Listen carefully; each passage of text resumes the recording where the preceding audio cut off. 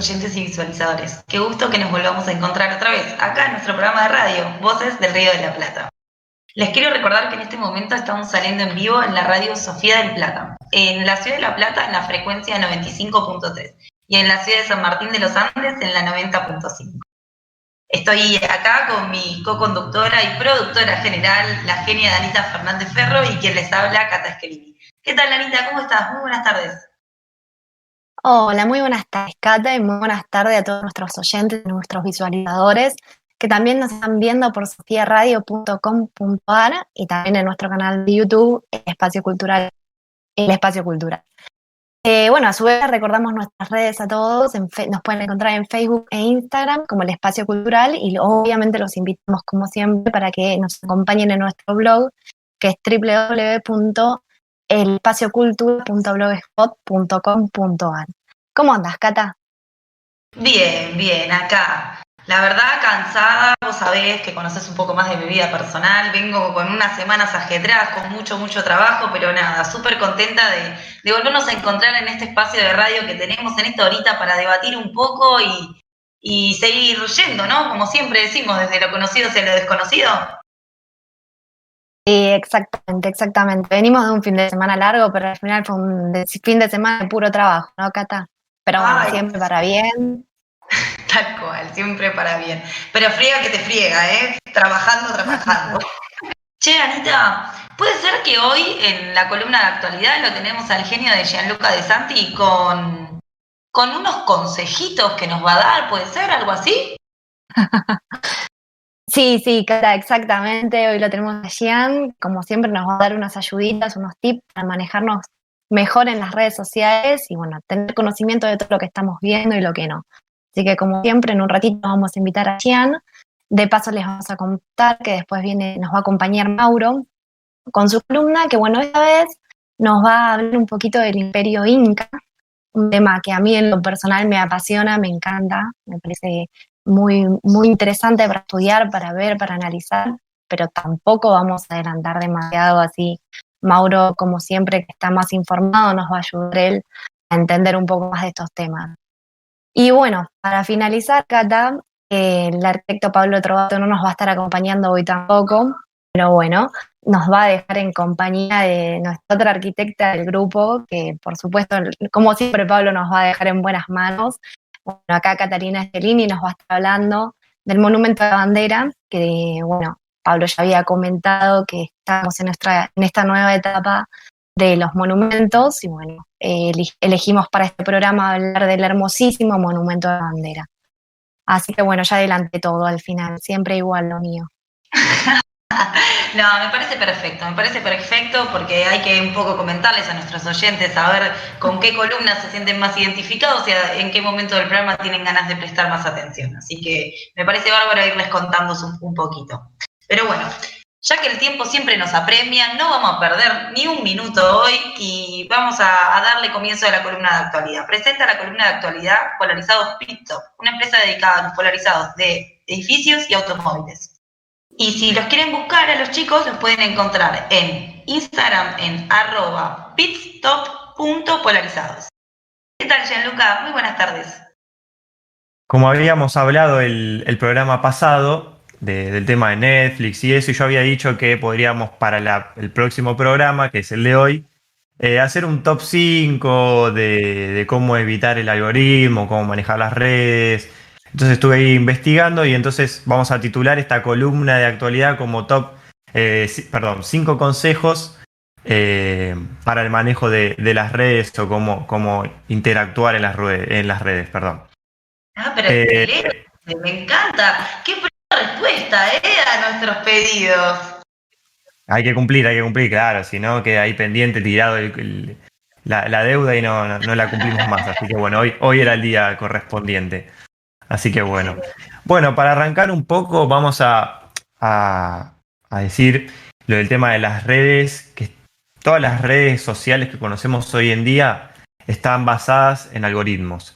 Estos algoritmos obviamente están desarrollados por programadores, son eh, súper profundos y complejos de entender, porque obviamente hay ingenieros atrás, hay psicólogos, hay dentro de cada esta plataforma hay un equipo enorme de gente que hace que uno se sienta a gusto y se tome hasta una adicción en este tipo de redes. Obviamente la finalidad de todas estas redes sociales es que vos pases la mayor cantidad de tiempo posible en la plataforma o en la red en cuestión, ¿sí? Así que bueno, entendiendo un poco el algoritmo, pero ya trayéndolo a las situaciones que vemos hoy en día, cómo se maneja, por ejemplo en Facebook e Instagram, el tema de los algoritmos, funcionan en base a cuánto tiempo ves cada publicación, los likes que le das a la publicación, si compartís la publicación, eh, si guardás la publicación, tienen todas esas acciones que vemos dentro de Instagram y Facebook, todas esas acciones son analizadas por este algoritmo y que luego nos va a dar como resultado algunas recomendaciones, siempre nos va a dar recomendaciones de los intereses que nos pueden llegar a gustar a cada usuario que consume esa red social. Entonces, obviamente, esta experiencia podemos decir que es 100% personalizada para cada usuario. O sea, a vos te puede hacer, te aparece intereses que a vos te pueden llegar a interesar y a mí, si tengo otro tipo de intereses, obviamente la plataforma y la red social se adapta a lo que vos te interesa. Así que por eso decimos que es 100% personalizada. Vamos a traerlo, por ejemplo, a un ejemplo que acá me anoté para que se entienda bien. Por ejemplo, yo veo un video de Messi en Instagram y a mí me gusta el fútbol, ¿no?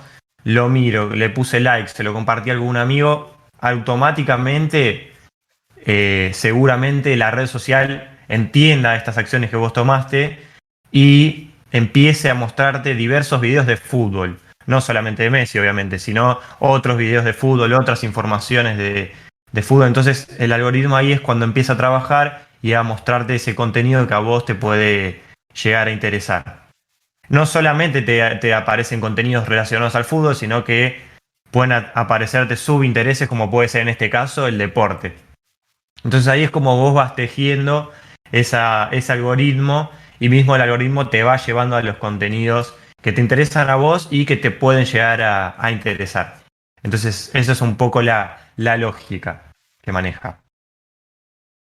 Perfecto. Y ahora bien, habiendo entendido un poco esta lógica y cómo nuestras acciones repercuten en cómo termina accionando la plataforma, ¿qué cosas podríamos hacer o qué consejos nos das para que podamos navegar y utilizarlas sin tener que estar preocupados? Ujú. Bueno, en sí, a ver, es muy difícil lucharlo porque es como que uno está luchando contra uno mismo. O sea, vos no vas a ver en Instagram algo que no te guste. Para eso no usas Instagram o Facebook, ¿no? O la red social en cuestión. Entonces, por eso es que tiene tanto éxito, ¿no? También las redes sociales. O sea, la red social se adapta a vos, entonces por eso cuesta tanto despegarse. Pero bueno, obviamente tenemos algunos consejos para que uno tome conciencia por lo menos y pueda accionar de alguna manera para eh, no enfocarse tanto en la red social o adentrarse tanto. Y también por una cuestión de tener diferentes perspectivas de un tema, porque eso es lo que también te tiene de malo o tiene como característica la red social, que quizás vos te adentrás en un tema en particular, como por ejemplo, puede ser político, puede ser cultural, puede ser algo un poco más profundo. Entonces vos cuando la red social detecta eso, también te sigue dando información sobre esa temática y quizás vos te estás perdiendo otra perspectiva que también puede ser interesante, puede ser verdadera, pero el mismo algoritmo no te está permitiendo porque vos estás consumiendo todo el tiempo ese tipo de perspectiva o de contenido. No sé si me expliqué bien. Sí, perfectamente. O sea que en algún punto elige lo que a mí me va a gustar. Por lo tanto, nunca algo que no me gustara o que no coincidiera con mi ideología actual me lo mostraría. Por lo tanto, en algún punto lo que desconozco está medio por fuera, pareciera que no existiera a veces, ¿no? Ahí Exactamente. está. Exactamente, muy, muy claro. Bueno, vamos a adentrarnos entonces, una vez aclarado este tema, vamos a tirarlos ahí el top 5 que pudimos recolectar. Primero es el que es ser consciente de cada movimiento que estamos realizando en la red. Esto de tener, es un poco también lo que decía antes, hay que ser consciente porque, o sea, cada movimiento que vos realices va a estar, el algoritmo va a estar trabajando y va a estar analizándolo para luego mostrarte ese tipo de contenido. Entonces hay que estar consciente que cuando yo realizo esta acción va a suceder esto porque, por tal, o sea, porque el algoritmo ya está trabajando eh, en tu usuario, vendría a ser. Recordad también que vos sos el producto en la red social. Eso también es un tema importante. La red social que todos tenemos son gratuitas, pero el producto, como dije anteriormente, sos vos. Facebook te muestra en base a los algoritmos, tus intereses y demás, pasa a mostrarte anuncios, pasa a mostrarte productos que podés llegar a comprar, que son seleccionados para vos y que hay una gran posibilidad de que los consumas. Entonces empieza a mostrarte a través de campañas estos contenidos también. Bueno, eso es otra manera de evitar este algoritmo, ¿no? Hay que recordar que uno es el producto, entonces hay que tener conciencia sobre eso. Otro punto también a agregar es el de administrar las notificaciones.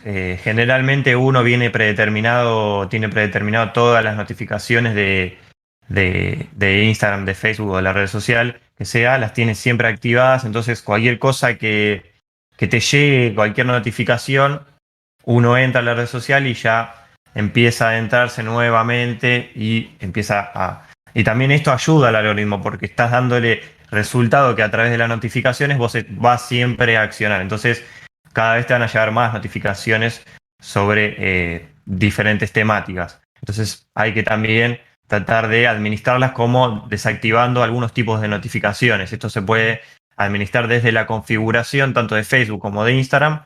Puedes desactivar algunas que no son tan considerables. Puedes dejar, como por ejemplo, activar las notificaciones de gente que te habla el privado. Entonces ahí recortaste bastante todo el otro contenido. eh, y nada, evitas pasar ya adentrarte de vuelta en este sistema de la red social. Después, otro gran consejo, este sí me parece que nos ayuda a luchar contra el algoritmo en sí, que es el interactuar con diferentes tipos de contenidos.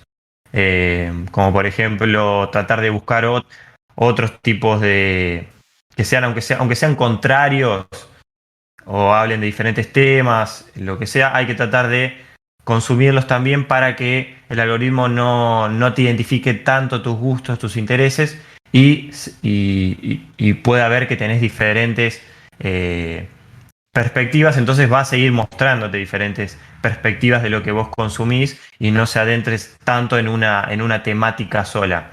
Entonces está bueno ponerle likes, compartir o comentar diferentes tipos de contenidos, aunque no estemos de acuerdo. Pues este sí, obviamente es el principal, es el tratar de administrar el tiempo que pasamos en las redes.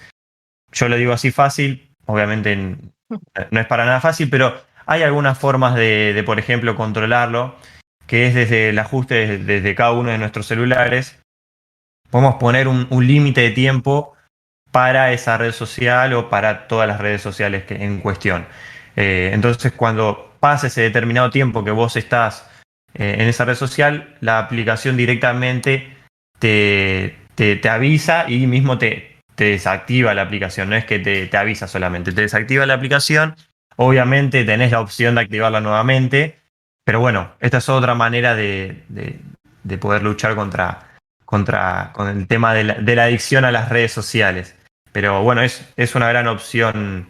Por ejemplo, generalmente se puede poner de 1 hora, 30 minutos, según lo que cada uno quiera pasar. Pero está bueno controlarlo, por lo menos tener noción del tiempo que pasamos en las redes.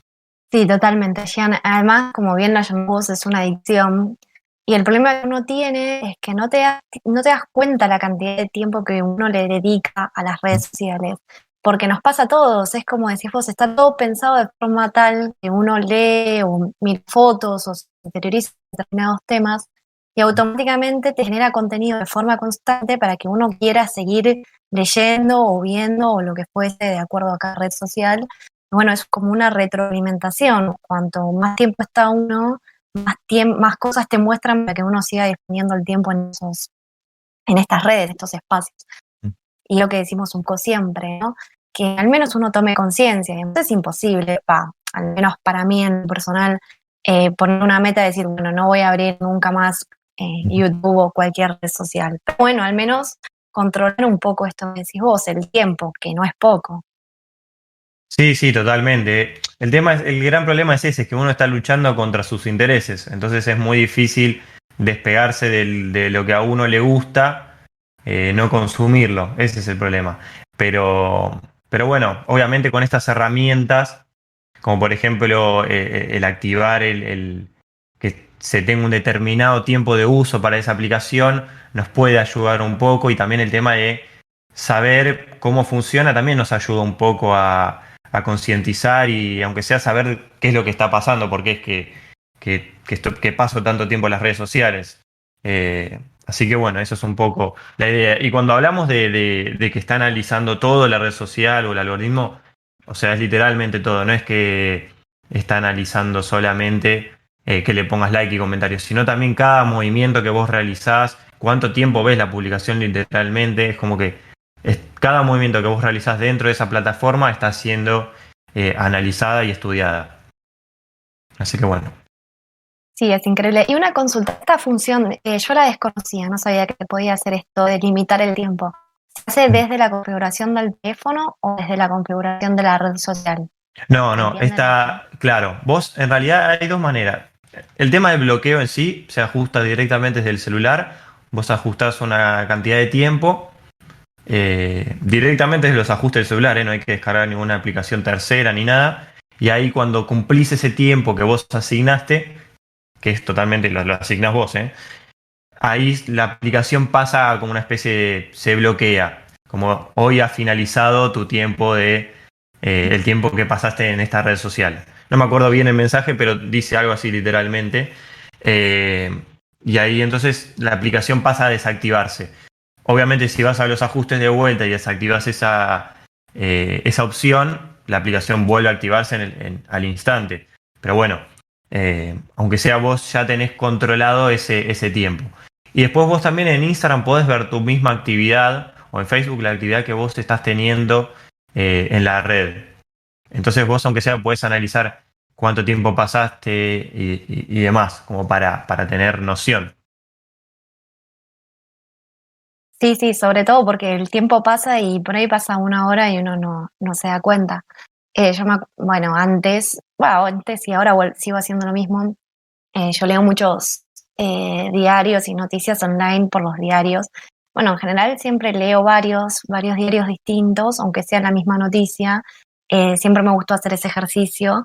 Digo, siempre de alguna forma todo está subjetivizado. Bueno, si bien yo creo que es muy difícil llegar a tener conocimiento real de muchas de estas cosas, pero al menos hacer el intento. Y me parece que funciona un poco de esta forma, esto que estás mencionando, Gian. No es por ahí de repente dejar de usarla, no es el mensaje. De hecho, nosotros tenemos nuestras propias redes y las promocionamos y nos encantan que todos entren, pero sí hacerlo con moderación, con conciencia y por sobre todas las cosas también con respeto, ¿no? Por supuesto. Darle un buen uso a estas redes sociales. Sí, tal cual. Siempre pensamos que las mismas son una herramienta, pero bueno, como toda herramienta, tiene que tener un determinado uso y un uso prudente, tanto de usuarios como de generadores de contenido. No, me parece que bueno, siempre nuestro mensaje es esto también, concientizar. Me gustaría, Jen, por ahí estos tips, estos consejitos que los subas también a las redes. Así Dale. también uno los podemos acceder también con facilidad. Pobre Gian, no hay un día que zafe de que lo hagas laburar, Ana, por Dios. Valga la ironía encima, ¿no? Pero bueno, pobre Gian. Es que me hace está la perfecto. tarea siempre. Está perfecto, Excelente, sí, con bueno, gusto. Jen. Muchas gracias. Estuvo súper atenta tu columna. Dale, escucha atentamente. Un beso. Dale, gracias. Pobre Gian, Ana me hace sentir culpable. No, bueno, pero me la dejaste picando, Ana, no podía. No. Me da gracia, ¿no? Que uno diga, bueno, los tips para el uso consciente de las redes sociales y nuestros medios para poder mostrar este contenido también siempre es a través de las redes sociales, ¿no? Digo, es una gran ironía siempre este tema. No sé, creo que vuelvo a esa frase inicial del tema este de la herramienta. Es como una agujereadora, digamos. A ver, me sirve para un montón de cosas, puedo poner un montón de estanterías, puedo hacer un montón de cosas con la agujereadora. También me puedo taladrar el dedo gordo del pie y romperme la pata. Ojo, o sea, digo, vuelvo a repetir, es una herramienta, hay que tener cuidado. Así que nada, lo más importante, como siempre decimos, es esto de que lo estamos hablando, de que esto esté en nuestras bocas, de que podamos charlarlo, de preguntarle por ahí cuando cenás con tu viejo, decir, che, ¿y vos qué pensabas de esto? Está bueno que lo charlemos entre las distintas generaciones también. Yo mismo creo que hay, sobre todo la red social Facebook, que es una red muy atrapante para las generaciones más adultas, que los tiene bastante, porque es una red que notifica mucho, esto que Jean decía de deshabilitar las notificaciones. También dependiendo de la red social, cómo va cambiando el tema de la notificación y cómo te lleva a todo el tiempo tener que estar pendiente de, o como si a uno le ocurriera algo, esta cosa de la necesidad creada, ¿no? Que hace este algoritmo. Sí, totalmente. También somos parte de una sociedad de consumo, ¿no? Que genera todas estas situaciones. La conciencia, siempre apuntamos al mismo nosotros. Un uso cuidado y serio de las redes sociales como herramientas. Bueno, Cata, siempre nos vamos... Y las redes, te iba a decir, esto de hacer red y este tema de comunicarse, vos sabés que el Imperio Incaico no tenían redes sociales, no tenían forma de comunicarse de esa manera, y mismo tampoco tuvieron una escritura certera, pero tenían una forma de comunicarse con unos palitos y unas cintitas, y tenían una forma muy rudimentaria, pero muy interesante de comunicación, que podría ser a las veces de la red social del palito, veremos o no. Pero bueno, hoy viene Maurito, el profe de Filo, como siempre. Presenta la columna de Mauro, LEDs and Lights More, una empresa dedicada a la tecnología LED y la gestión de energías renovables. ¿Qué tal, Mauro? Buenas tardes, ¿cómo estás? ¿Cómo les va a todos? Espero que bien. Bien, todo tranquilo. ¿Vos cómo andás? Bien. Vos sabés que una de las cosas, ahora que estoy viviendo acá en el conurbano, una de las cosas que vi en la cuarentena de lo que dijo Ana, fue los primeros negocios la primera actividad que yo vi que empezaron a hacer cola fueron en los lugares donde venden plantas, macetas. Parece que todo el mundo se dedicó a cuidar las plantas, a la vegetación. También que yo vivo en un lugar donde hay bastante verde, las casas con fondo verde y demás, pero me llamó muchísimo la atención. Gente que no le daba que no le daba mucha bolilla a todas las plantas y eso, parece que empezaron a tener esa actividad. Ah, sí, es que cuando están chochas, uno está chocho también, ¿viste? Vos vas al jardín, al balconcito, yo en mi caso, yo la veo contenta, tengo un potus, lo veo contento al puto y digo, ¡oh, qué bien! Y te ves en las plantas y te da una alegría. Igual yo te digo, en uno de los patios donde hacía gimnasia me pusieron un par de arbolitos en macete y qué sé yo. Pero gracias a la tecnología, no específicamente a la que dice Gianluca, están las plantas de plástico, donde vos las ponés y quedan siempre verde. No, pero no es lo mismo. No ne lo stesso, Mauro, no ne lo stesso. Bueno, yo les digo a los oyentes que están las plantas de plástico y hay muchas que son muy, muy buenas. No son baratas, pero son muy buenas y parecen hasta de verdad, hasta que las cuidás parece, ¿viste?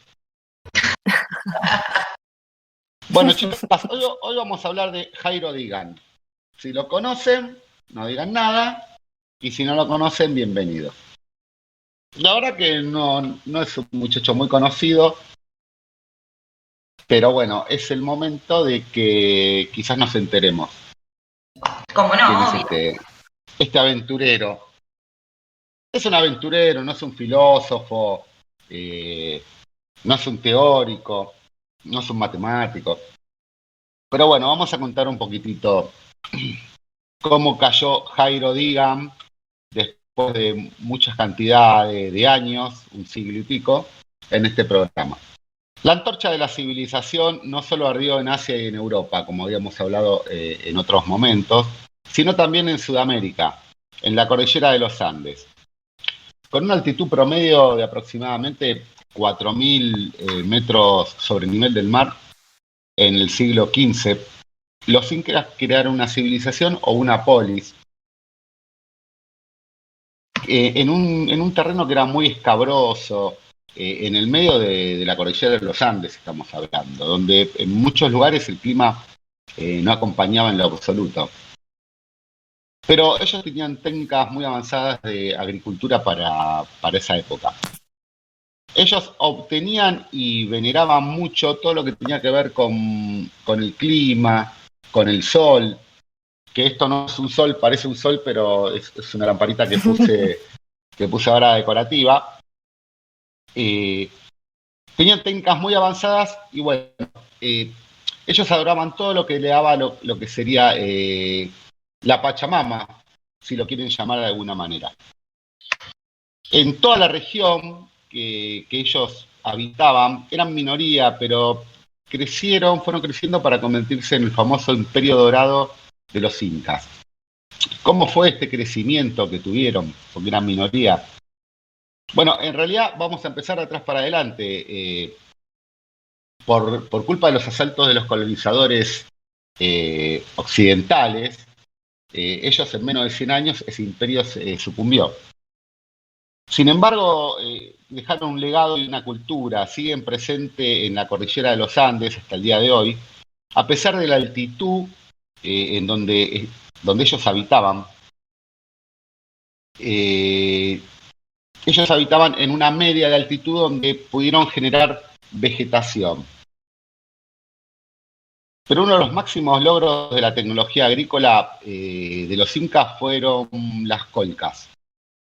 Las colcas podemos decir que son unas especies de galpones muy angostos, estrechos, que los colocaban, los construían entre las laderas. Se construían con barro y piedra. Había esparcido en un montón de lugares de las laderas, estaban siempre cerca de las poblaciones. Colca en quichua significa almacén. Este almacén tenía un sistema de almacenamiento para todo tipo de productos alimenticios que ellos sacaban de trabajar la tierra. Tenía un sistema natural de refrigeración.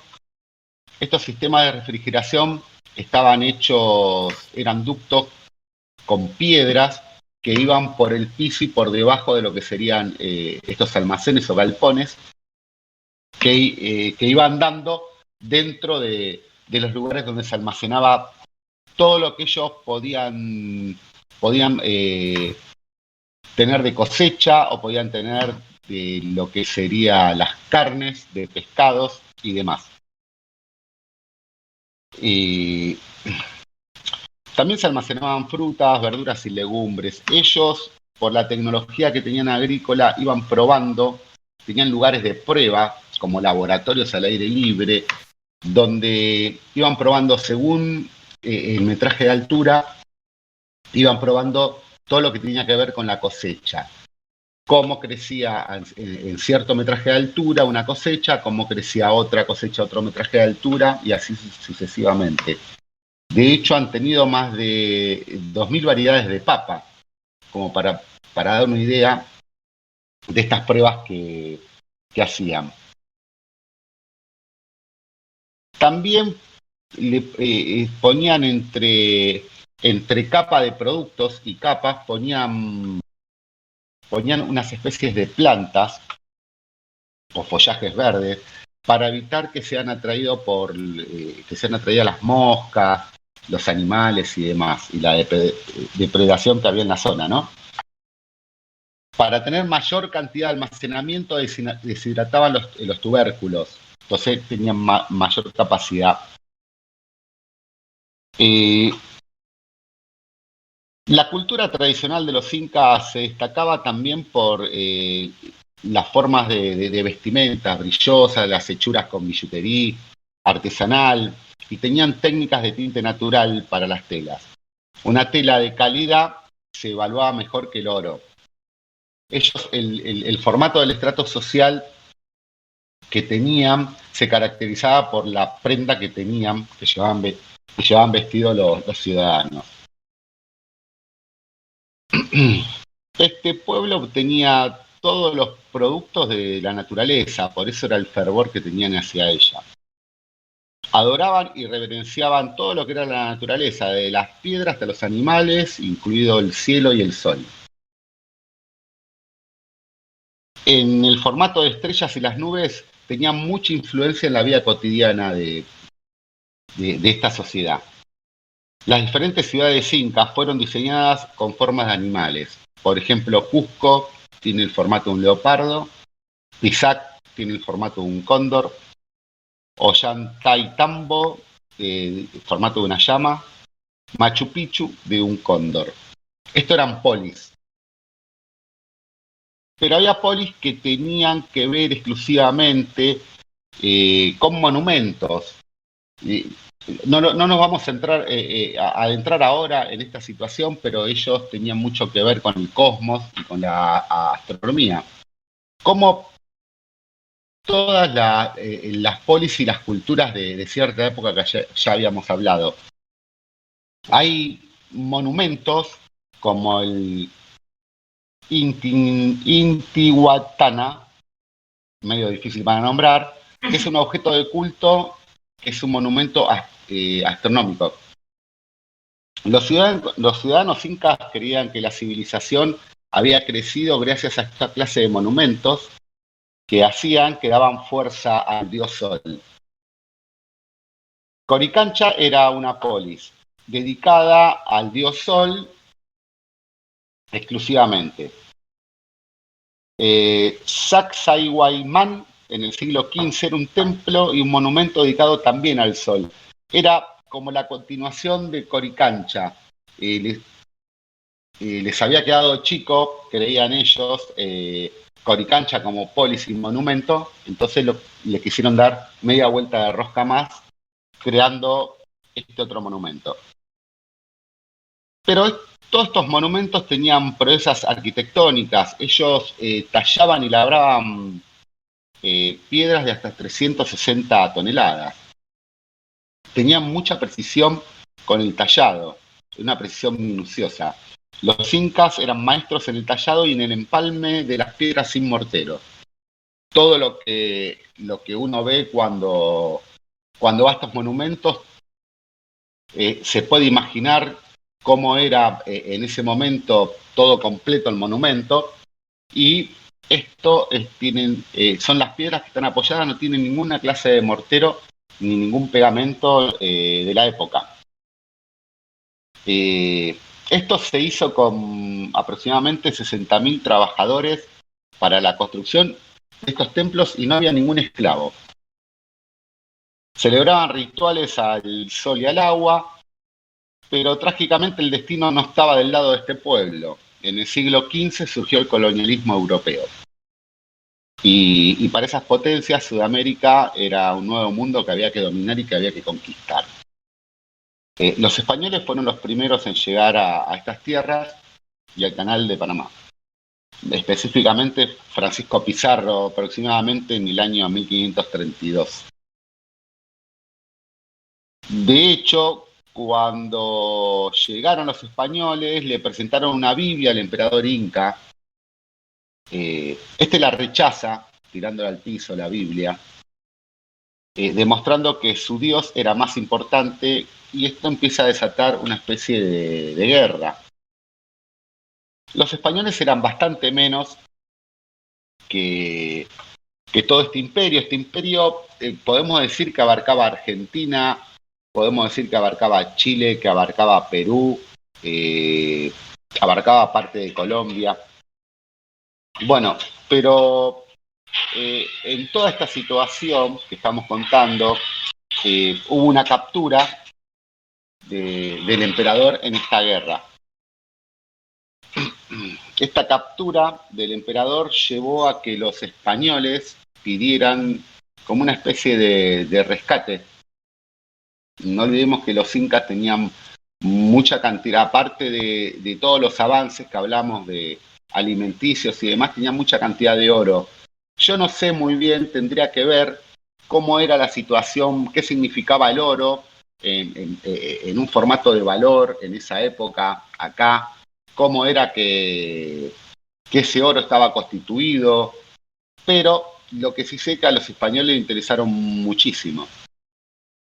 Entonces pidieron mucha cantidad de oro a cambio de rescate del emperador, Inca.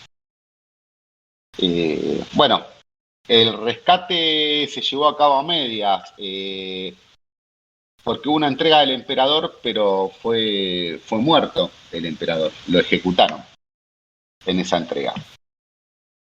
Y previo le habían sacado todo el oro a los incas. Esto acá hubo una situación de exilio, porque en esta época no nos olvidemos que los españoles eran bastante menos, pero tenían armas de mucha tecnología. Los incas acá tiraban piedras, ni siquiera tiraban flechas porque no consideraban que era ético en la guerra pelear con flechas. Y lógica, ¿no? La situación. Entonces peleaban con una especie de boleadoras, con piedras, con palos, sin flecha. Bueno, lógicamente esto no terminó bien para los incas, en la cual se fueron yendo de lo que eran sus polis originales, se fueron adentrando en los montes, se formaron como guerrillas incas. Pero bueno, estas guerrillas y estas fuerzas del año 1572 fueron eliminadas y gradualmente se fue perdiendo todo lo que tenía que ver con este imperio inca. Y pasaron 400 años de la situación del imperio inca y en el año 1911 un joven aventurero estaba buscando este oro perdido inca, de la cual se hablaba mucho. Su nombre era Jairo Dingan. Finalmente, 24 de julio, cuando Jairo Dingan empezó su aventura, terminó descubriendo lo que era la ciudad perdida de Machu Picchu. Esto generó un proceso de redescubrimiento de la historia olvidada de Sudamérica. Los incas sepultaban a sus ciudadanos medios momificados y con decorado tipo momias incas, que eso lo podríamos hablar en otro momento. Y a partir de ahí, donde se empiezan a descubrir toda esta clase de situaciones que tenían que ver con este imperio. Tupac Amaru fue el último emperador inca ejecutado en una plaza pública. Eso terminó definitivamente con el imperio. Podemos decir que murió el imperio inca, pero no los incas. Hay todavía colonias incas que siguen en actividad por sus tradiciones y demás, pero ya no son un imperio. Lo que se dice que esta era una potencia dominante de Sudamérica, específicamente no se dice, lo sabemos, y tenían tecnología en medicina que parece que podían llegar a practicar hasta la neurocirugía. Esto es lo que les puedo dejar de los incas el día de hoy. Muy interesante, la verdad que, bueno, también es impresionante, ¿no? Como cada un imperio tan grande como fue el imperio inca.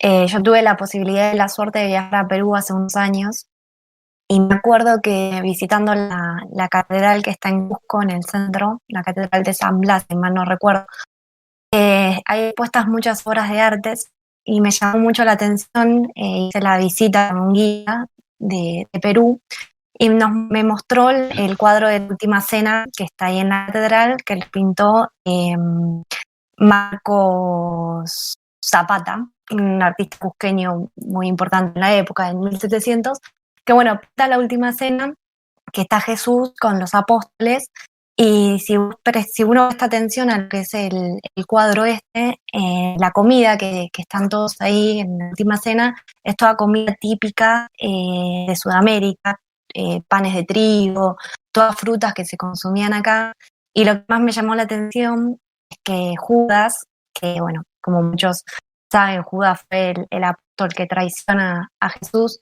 En el cuadro que pinta Marcos Zapata tiene la cara de Francisco Pizarro, justamente quien vino y colonizó el imperio incaico. Y lo que se dice, lo que me comentaron ahí en la ciudad de Cusco, fue que ellos lo toman estos cuadros, este es uno de muchos ejemplos, hay muchos cuadros que sucede esto, ¿no? Que son por ahí cuadros típicos, pero acompañados con cuestiones propias culturales del Imperio Inca, que ellos esos lo ven como un acto de resistencia a lo que fue la colonización y a lo que fue esta imposición cultural, digamos, adueñarse un poco, ya que ellos los obligaban a pintar cuadros de esta índole religiosa, ellos lo acompañaban con muchas cosas particulares de su propia cultura. En su momento, y todavía me sigue pareciendo muy interesante la forma en la que se fueron rebuscando también para incorporar parte de su cultura a lo que fue esta imposición. Sí, destaquemos también, ahora que está, que acá tenemos a Cata y a Pablo, que son arquitectos, que ellos están rodeados eh, por todos formatos de construcciones españolas. Después de esa invasión le reconstruyeron lo que es Cusco, creo, y tiene todo un formato de ciudad española alrededor, o sea que autóctono debe tener muy poco, calculo yo, no conozco, pero por lo que vi, lo que leí. Sí, sí. Por suerte lo que es, bueno, Machu Picchu como ciudad principal por su estado de conservación y lo que se pudo encontrar, pero hay muchos de estos que os mencionabas, Ollantaytambo, son ciudades que se conservan, también son lugares turísticos, ¿no? Por supuesto, pero el Estado peruano pone mucho énfasis en lo que es la conservación de todos estos espacios. Sí, tal cual, fue la ciudad que descubrió nuestro amigo Jairo Dingham, Machu Picchu. Bueno, Maurito, muchísimas gracias. Estuviste Dale. súper atento y me encantó la columna del día de hoy. Chau chicos, nos vemos. Chao, Mauro. Bueno, increíble. Como siempre digo, se puede seguir ahondando y profundizando en estos temas, pero bueno, el tiempo es tirano. Tenemos que Sí, continuar. no, el Imperio Incaico además es una cosa bella, la verdad. Y creo que está dentro de bastante de esa área de lo desconocido para nosotros, porque no está tan aprendido. Por lo menos en mí, en lo personal, me gustaría saber más. Sí, sí, sí. En mi caso siempre fui bastante autodidacta con algunos temas, pero bueno, y sobre todo después del viaje también nos vuelve, viste, con una alucinación bárbara. Pero bueno, siempre acercamos un poquito para todos aquellos que quieran seguir cuestionando y seguir aprendiendo. Nosotros estamos acá a su disposición. Y bueno, ahora vamos con la columna de la arquitecta, de la genia, la arquitecta Catalina Cellini, que nos va a hablar un poquito del Monumento a la Bandera. Así que Cata, todo tuyo. Bueno, me saco el sayo, me pongo el pongo y dejo de ser la conductora y paso a ser la columnista. Bueno, queridos oyentes, no sé si recuerdan, pero la última vez que tuvimos la sección esta de Construyendo la Historia con el arquitecto Pablo Trovato, nos habíamos quedado en las estatuas. Habíamos visto esta cosa de lo que era el monumento y en este momento habíamos hablado de varios monumentos personificados de nuestros padres de la patria. Pero la idea es seguir avanzando un poco más y ver cómo esos monumentos que en ese momento consolidaron la estatua empiezan a virar y volverse más grandes y encontramos, se nos ocurrió que podía llegar muy interesante situarnos en un monumento específico, que es justamente el Monumento a la Bandera en la ciudad de Rosario, en la provincia de Santa Fe. En 1910, cuando se estaban dando los festejos del centenario de la Revolución de Mayo, el gobierno nacional toma la decisión de destinar una X cantidad de fondos a la construcción de un monumento a la bandera y encarga su ejecución a la artista tucumana Lola Mora. Esta comienza a realizar las estatuas desde Italia y las mismas, mientras las va terminando, las va enviando acá a Buenos Aires. Pero surge un problema, porque ella hace algunas estatuas de desnudos, realiza el artista, movilizan los prejuicios de la sociedad victoriana de la época, y el proyecto termina siendo abandonado. Las estatuas que ya estaban realizadas empezaron como un camino deambulante por la ciudad, y recién encontraron lugar en 1997, es decir, estamos hablando más o menos 87 años después, un montonazo. Qué locura. Y en ese momento son reacondicionadas, a su vez también, no es que se deja la obra original, y en ese reacondicionamiento pasan a integrar parte del grupo del pasaje Juramento, que después vamos a ver que forma parte de este monumento que empieza a tener escala urbana, en donde vamos a encontrar varios elementos que lo componen. Tras la recesión del contrato con Lola Mora, la Comisión Pro Monumento a la Bandera convoca un concurso de anteproyectos, más o menos en el año 1928. Pero de este concurso en particular se tienen muy pocos datos. O sea, se sabe que supuestamente los proyectos no alcanzaron las expectativas del jurado y por lo tanto el mismo fue declarado desierto. Finalmente, recién en mayo de 1939, volvemos a repetir, 20 años después del inicio de la idea, 29 años después, un decreto presidencial llama al concurso de planos y presupuesto para la realización del movimiento. Y se fija un plazo máximo, el 30 de junio de 1940, y 1 millón de pesos como monto máximo de construcción. En ese concurso se presentan 12 anteproyectos en este caso, y el jurado, el 22 de septiembre del mismo año, otorga 4 premios y 3 menciones. Y el lema del ganador dice que este proyecto se nombra como invicto. Es importante entender que este proyecto tiene algunas características interesantes. La primera que me gustaría destacar es quiénes son sus ejecutores urbanísticos, que en este caso son el arquitecto Alejandro Bustillo y Ángel Francisco Guido. Ya de Bustillo estuvimos hablando bastante, un poco cuando estuvimos nombrando algunos edificios, casas de renta. Pero bueno, a su vez también, como este empieza a ser un monumento a nivel ciudad, abarcativo, vamos a empezar a tener distintas piezas que lo componen. Los arquitectos se van a encargar del diseño paisajístico y a su vez del elemento grande que cruza, que está delante del patio. Ese gran recinto que se denomina la Galería de Honor de las Banderas de las Américas. Creo que algo divertido para contar, o por lo menos a mí me pareció interesante, es contar. Ellos tenían que poner una frase sobre la simbología. Y esa es la frase que entre Alejandro y Francisco eligieron para comentar. Dice algo así, la voy a citar porque me parece que no tiene desperdicio. La obra en su conjunto simboliza la nave patria surcando las aguas del mar de la eternidad, en procura de un destino glorioso. Vaya premura, ¿no? Como si fuera poco lo que quisieran comunicar. Bueno, es muy interesante que el Monumento a la Bandera tiene una gran extensión. Dentro de esa gran extensión tenemos una esteobata, que es una gran escalinata, que está diseñada para que pueda subirla a caballo. Por lo tanto, tiene una sección más grande de pedada. La alzada es una alzada convencional. Eso también genera todo un recorrido a la hora de llegar hasta el monumento. Yo tengo varias visiones. Y en esas varias visiones, a su vez, me voy a ir topando con los distintos objetos arquitectónicos que la van a consolidar. Que en este caso van a ser diferentes conjuntos escultóricos de valores espirituales, económicos e históricos que se van a como montar de una manera medio dramática a la hora de ir recorriendo esta escenografía que va a consolidar nuestro. Por ahí, para ir un poco a lo técnico, creo que es importante destacar que cuando las obras comenzaron fue en 1943, pero se concluyeron recién 14 años después. Y la inauguración oficial fue el 20 de junio de 1957. Creo que es interesante por ahí en cuanto para hacer también un hilo con la columna de Pablo y esto que veníamos hablando, de estas esculturas personalistas, es interesante nombrar que en el total del conjunto gozamos de 15 estatuas. Y estas 15 estatuas, solamente una está dada a un personaje histórico, que es a Manuel Belgrano, obviamente, quien hizo nuestra bandera por primera vez. Pero el resto de las estatuas están dedicadas a ideologías o a figuras patrióticas que uno quisiera mostrar. Para nombrarles algunas, por ejemplo, una de ellas, de Alfredo Vigatali, es la patria banderada. A su vez tenemos Madre Patria, tenemos La Pampa, los Andes, tenemos una que remite al Océano Atlántico, otra al río Paraná. Y después hay una seguidilla de cuatro estatuas de Blainsen y de Rade, que me parecen muy interesantes, que son la América indígena, la América colonial, la América constitucional y la América futura. Como verán, las personas ya han sido dejadas de lado, sino que ya vamos a empezar a hablar de una conjunción.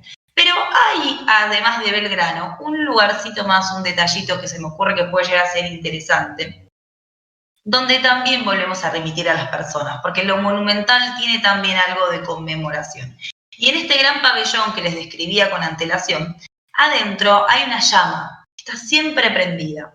Bueno, esa llama se llama la llama votiva y debe permanecer siempre encendida. La misma en homenaje a quienes dan y dieron la vida por la patria. Se encuentra debajo de ella una urna con los restos de un soldado desconocido, que en este caso está representado por uno de los granaderos que combatió en el combate de San Lorenzo en 1813. Interesantísimo, la verdad, es hermoso el monumento a la bandera.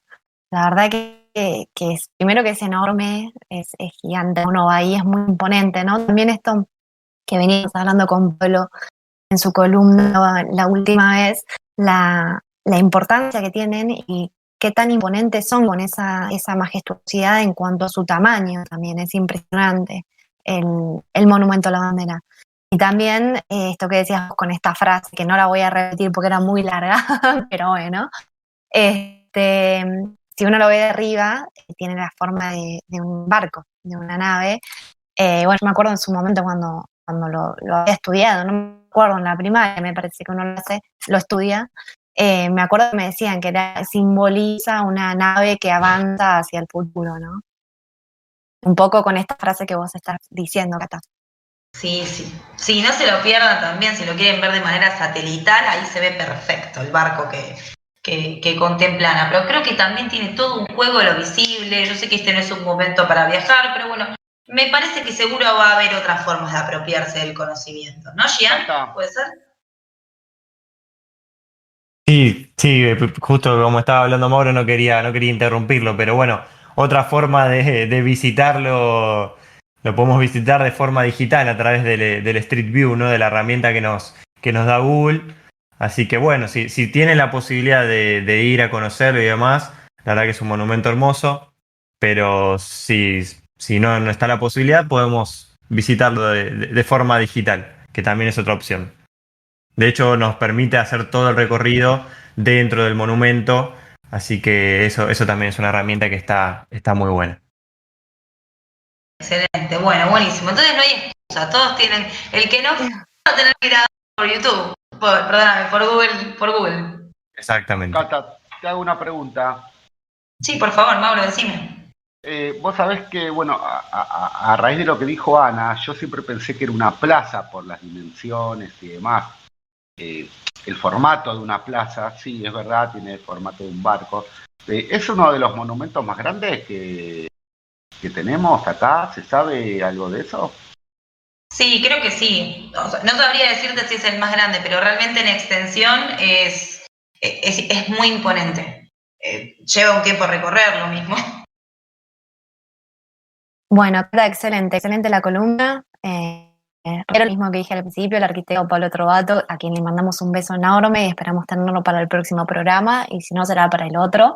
Nos dejó su columna en unas excelentes manos, así que te felicito. Y un tema buenísimo. La verdad es un monumento hermosísimo. Es como decís vos, si bien hoy estamos medio imposibilitados para viajar, en algún momento creo que es un lugar que todos tendríamos que visitar en algún momento de nuestra vida. Pero bueno, se nos acaba el tiempo, Cata, nos tenemos que despedir, ya son las 18 horas y bueno, nos pasó vemos. volando, tremendo. Tremendo, ¿te das cuenta? Bueno, nos vemos el próximo jueves a las 17 horas. Perfecto, pará, Anita, pará, no te vayas, ya estás apurada, Anita. Primero tenemos que recordar a todos nuestros oyentes y visualizadores que en este momento estamos saliendo en vivo en la radio Sofía del Plata, en la ciudad de La Plata en la 95.3 y en la ciudad de Santa Martín de los Andes en la 90.5. A su vez estamos saliendo en vivo en una página web, ¿no? Por la radio también, Anita. Exactamente, Cata, nos están escuchando en vivo por sofiaradio.com.ar y a su vez nos están escuchando en nuestro canal de YouTube, El Espacio Cultural. Y por supuesto les recordamos, como siempre, todas nuestras redes. Nos pueden encontrar en Instagram, Facebook y Twitter. Siempre me olvido de Twitter, como El Espacio Cultural. Y por supuesto los invitamos a nuestro blog. Como siempre, subimos semanalmente varias notas de distintas temáticas, así que los invitamos a todos a que se pasen, chusmen, comenten en el espaciocultura.blogspot.com. Excelente, bueno, ahora sí, te dejo mandar besito para todo el mundo, pero no. Pero antes no. Bueno, un beso grande a Franco, que siempre nos olvidamos, que está ahí atrás de cámara siempre, a toda la producción. y Ariel Belmonte, por supuesto, que esperamos pronto tenerlo con nosotros de nuevo. Y un beso grande a todos nuestros oyentes y a todos nuestros visualizadores. Y nos vemos el próximo jueves a las 17 horas en Voces del Río de la Plata.